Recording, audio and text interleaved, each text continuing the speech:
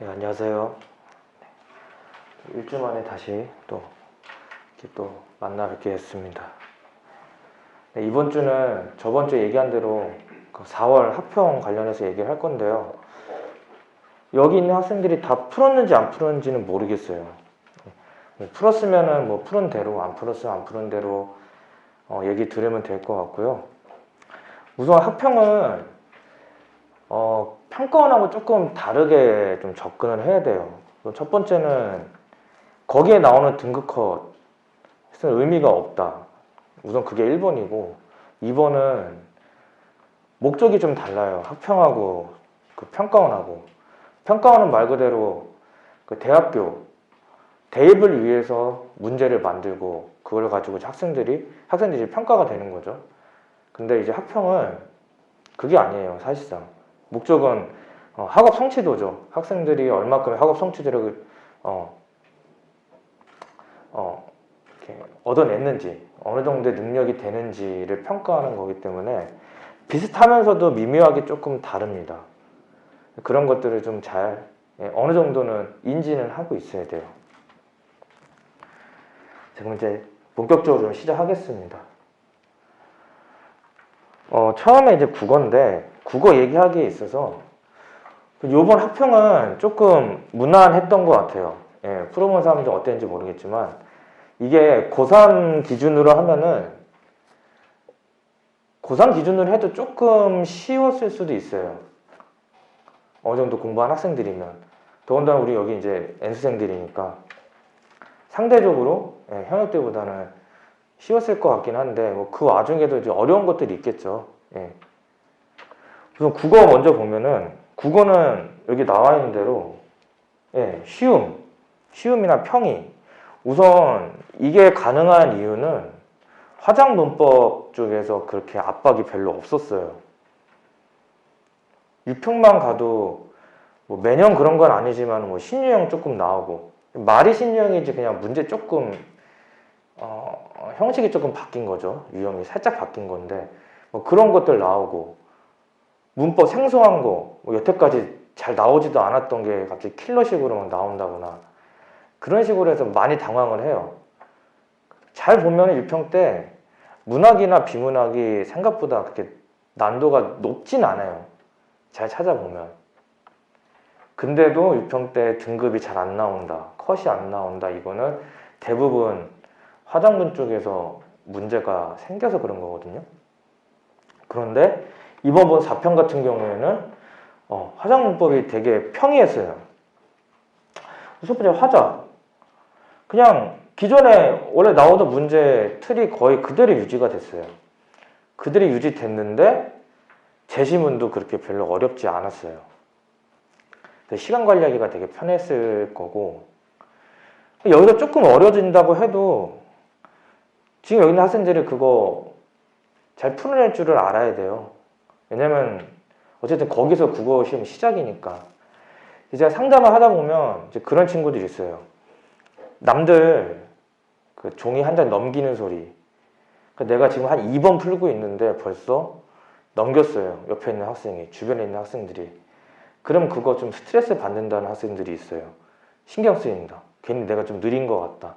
쪼달린다. 그냥 그런 학생들이 있으면은 그냥 차라리 한 페이지 넘기고 시작하세요. 한 페이지 넘기고 뒤에 거 풀고 그 다음에 다시 앞으로 넘어와서 1번을 풀도록 하세요. 아무래도 첫 번째 긴장도 되고 좀 글씨가 튕겨요. 읽을 때. 그런 것들도 조금 감안을 하는 겸 집중력도 조금 올리는 겸 그리고 남들 신경 안 쓰는 겸 그래서 한 장 넘기고 시작하는 것도 괜찮다 라고 좀 얘기를 좀 해주고 싶네요. 그거는. 그 다음 문법이 사실상 어려운 파트는 아니에요. 이거 암기죠. 사실상 암기는 안에서 문제인 거지 해서 문제인 경우는 거의 없어요.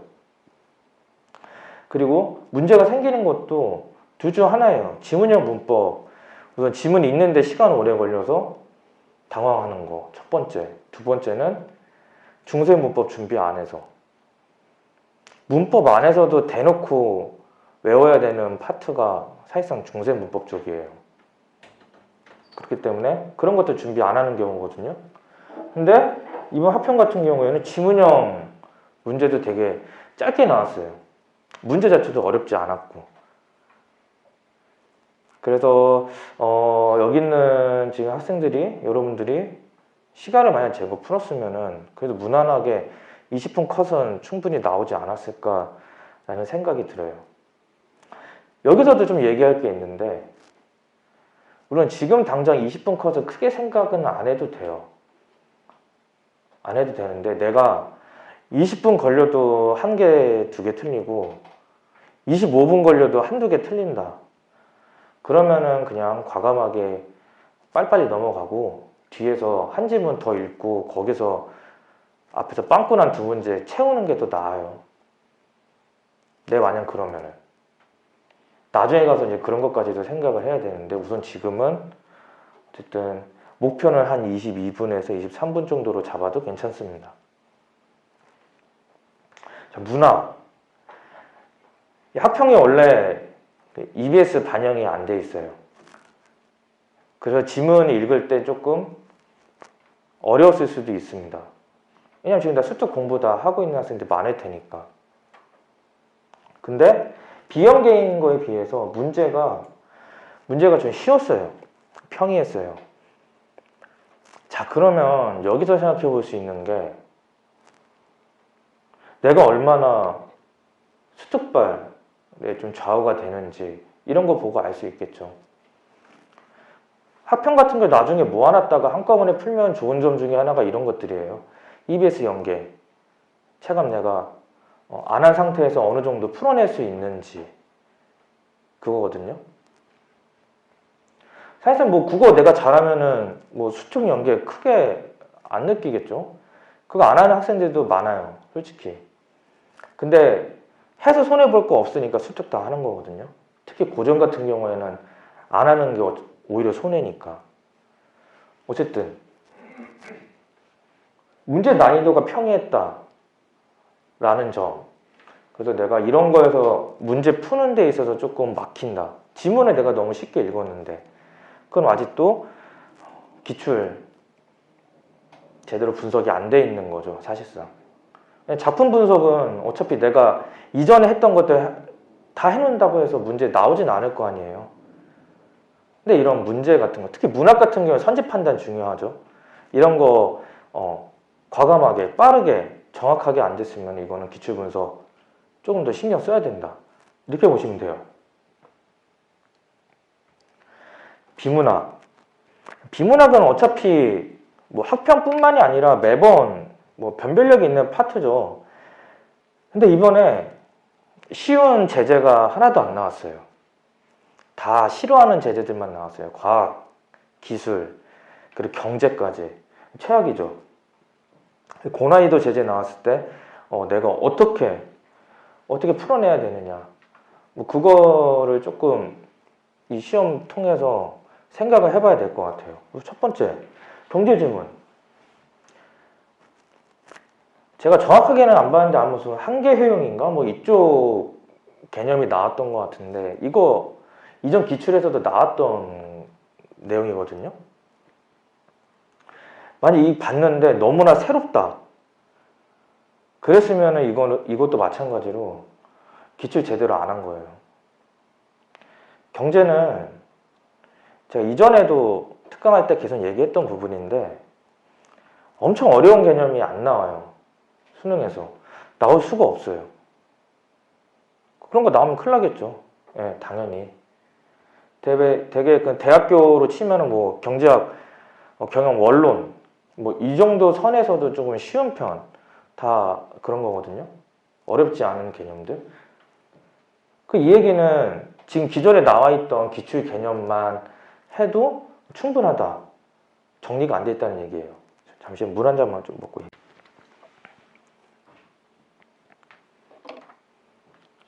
그래서 이 정도에 내가 만약 걸리면 어려운 거예요. 그러니까 힘든 거예요. 앞으로도 계속.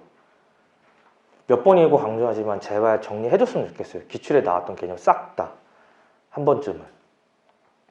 그리고 거기에 나와 있는 그래프 너무 쫄지 마세요. 그 그래프 잘 쪼개서 보면은 되게 쉬운 내용이에요. 쉬운 내용. 근데 내가 잘 모르겠는 개념 나오지, 거기에 그래프까지 껴서 나오지, 당황할 수밖에 없습니다. 경제지문은 언제고 나올 수 있는 거기 때문에 제발 대비해 줬으면 좋겠어요. 과학기술 지문. 보통 이제 인문사회, 철학 이쪽 지문이 좀 구조로 보기가 좀 더 편한 부분이 있어요. 굵직굵직 하거든요. 뭐 예를 들어서 뭐 철학이다. 그럼 뭐 첫 번째 지문에 뭐 어떤 사상가 나와요. 뭐 그 사상가에 대해서 뭐 얘기 쭉 합니다. 그럼 그 다음에는 그 반대되는 거 뭐 하나 나와요. 그 다음에는 그래서 다시 뭐 그걸 반격한다든지 아니면 뭐 그런 내용들이 막 나와요. 마지막 결론으로 나가요.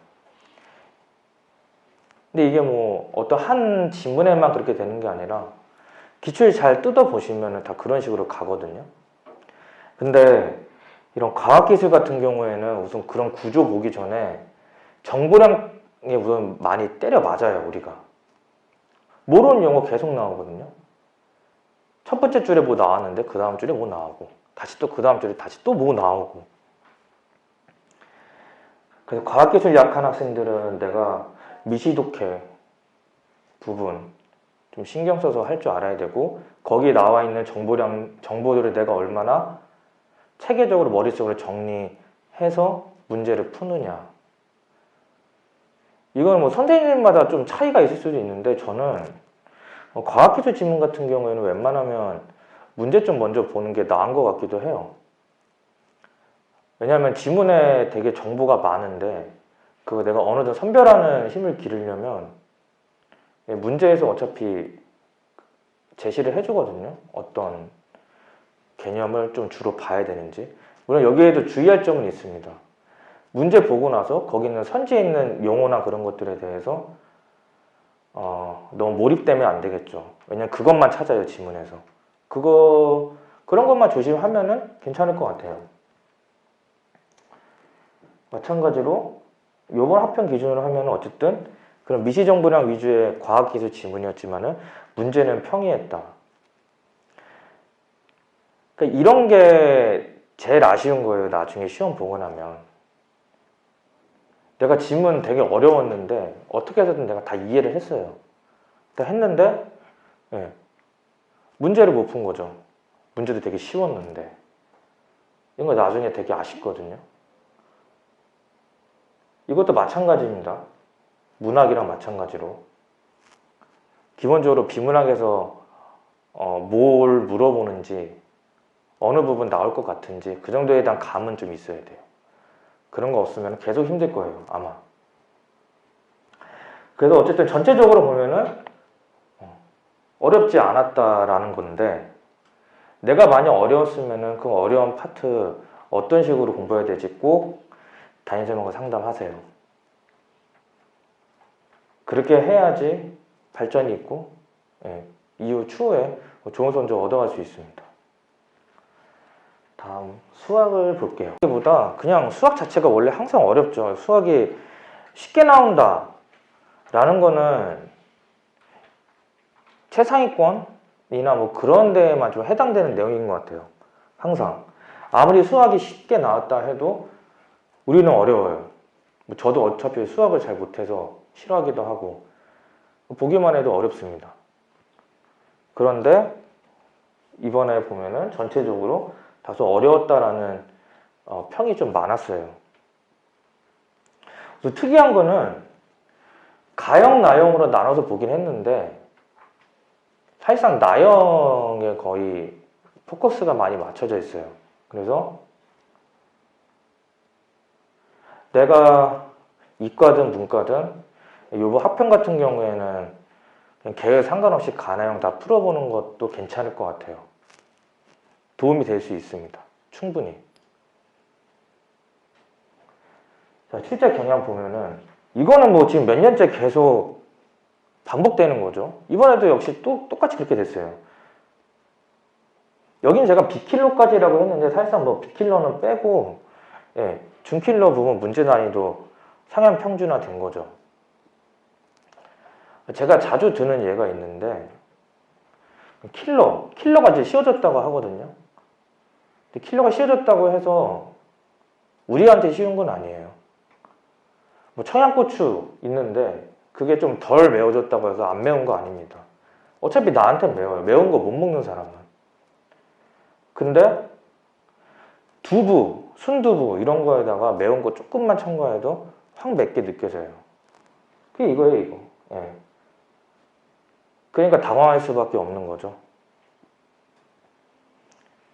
매운맛에 조금 길들여질 필요는 있다. 그건데 그거를 하기 전에 실수를 안 해야 돼요. 실수를 안 하는 거.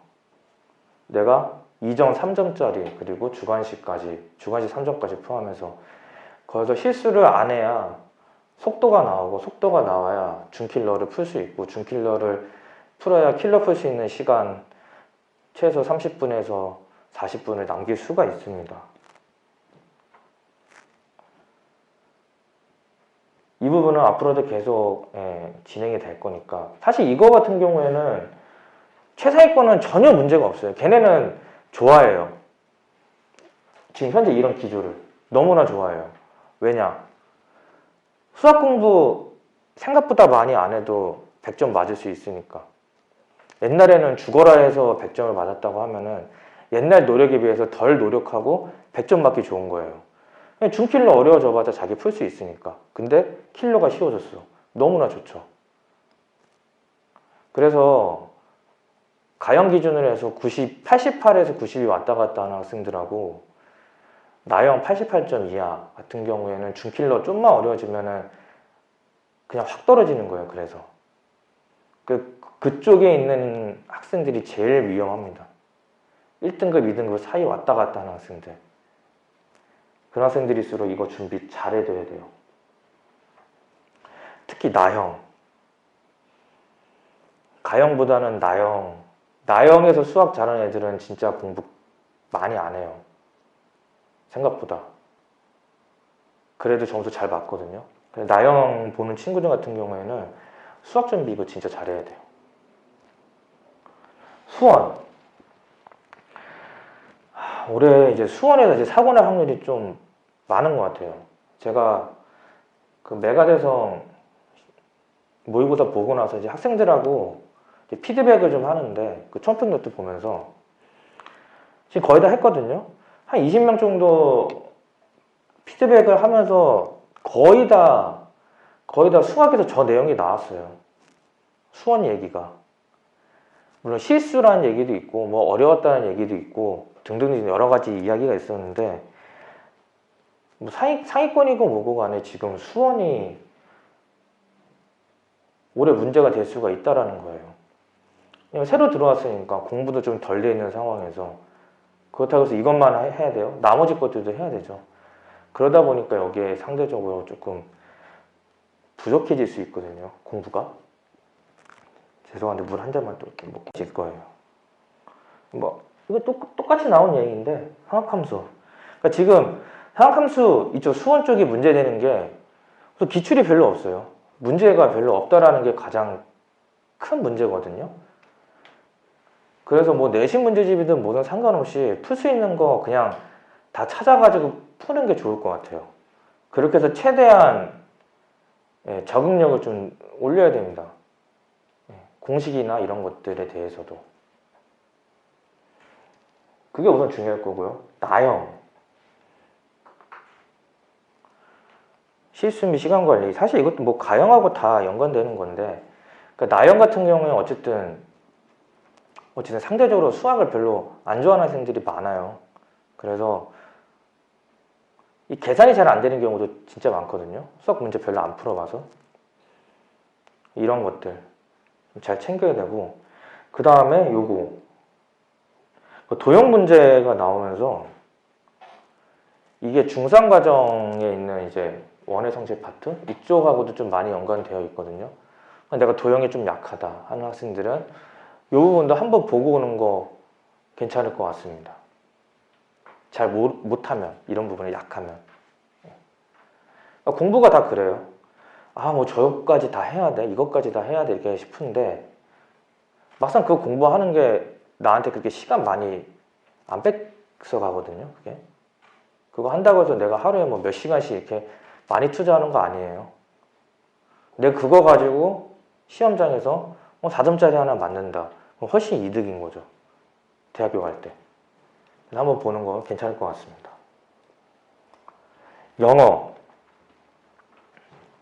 영어도 수학만큼 학생들 간 편차가 좀 있는 과목이에요. 물론 어떤 과목이나 편차가 있겠지만 영어 같은 경우에는 절대평가로 바뀌었음에도 편차가 있어요.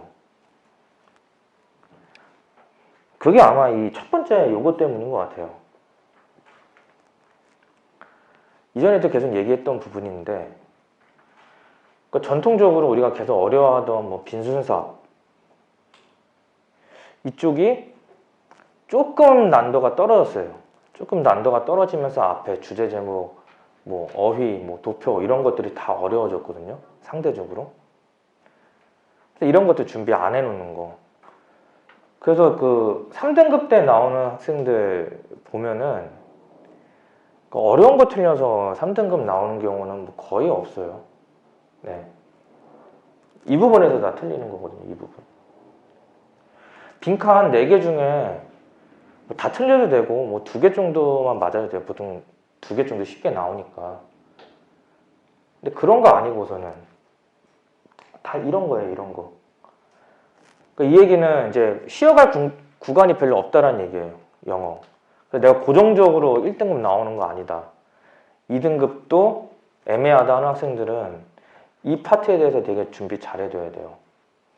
뭐든지 그 구간 넘어갈 때 기준이 되는 점수가 있어요. 1등급 넘어갈 때 기준이 되는 점수 87점. 다 7자로 시작한다고 보면 돼요. 77점, 67점. 그 이유는 내가 하나 찍어서 등급 하나 올릴 수 있는 딱 그 구간이거든요. 7이 3점짜리 하나 찍어서 등급 하나 올릴 수 있는 구간. 반대로 얘기하면 위험 구간은 3점짜리, 그러니까 3점, 93점, 그러니까 아니죠, 2점이죠. 92점, 82점, 72점. 마킹 하나 잘못해서 3점짜리 날아가면 등급이 바로 바뀝니다. 그 내 점수가 87점 혹은 92점에서 왔다 갔다 한다. 이런 학생들은 무언가 하나를 거기서 추가를 해줘야 돼요. 뭐 내가 어법을 항상 틀린다. 그 사람은 다른 거 다 제쳐두고 어법 해야 되겠죠. 안전한 등급을 위해서. 뭐 어쨌든 이제 그런 것들. 자, 구분의 중요성. 여기 나와 있는 대로 구문 난도가 계속 상승을 하고 있어요. 구문 난도가 상승을 하고 있는데 어려워지는 것도 뭐다? 주제 제목 이쪽이다. 근데 주제 제목은 뭐? 스킬 쪽.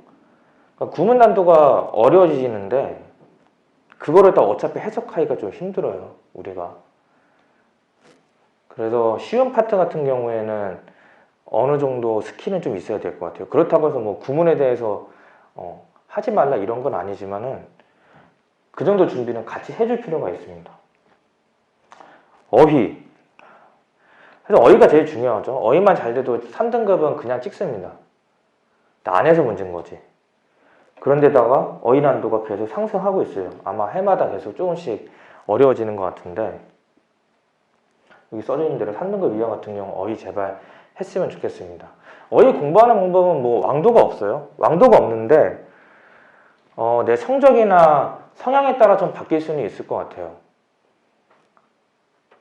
아예 빠르게 단어장 하나를 그냥 끝내든지 빠르게 끝내서 그거를 2번, 3번, 4번 돌리든지 아니면 하루에 50개씩 하기가 너무 부담스러우니까 그거 반으로 쪼개서 20개든 30개든 해서 천천히 다 외우면서 나가든지 어떤 식으로든 하는 게 중요하다라고 생각하시면 돼요. 영어는 제발 해줬으면 좋겠어요. 한 번 더 강조를 할게요. 건동홍 아래.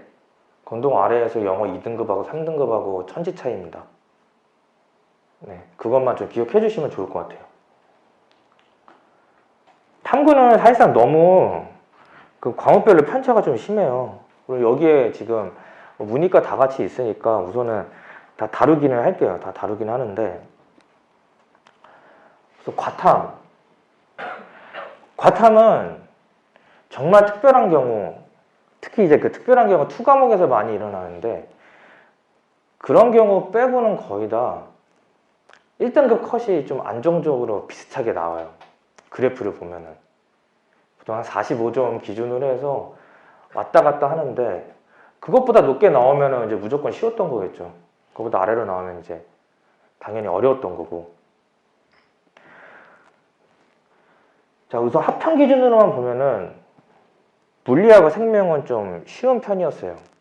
쉬운 편이었고, 근데 이게 물리화학, 뭐 물화생지, 그리고 사탐 다 포함해서 그런데 이번에 가장 문제가 됐던 것들은 새로 들어온 개념 내가 숙지를 했냐 안 했냐, 그거에 따라서 점수가 조금 갈렸을 것 같기는 해요.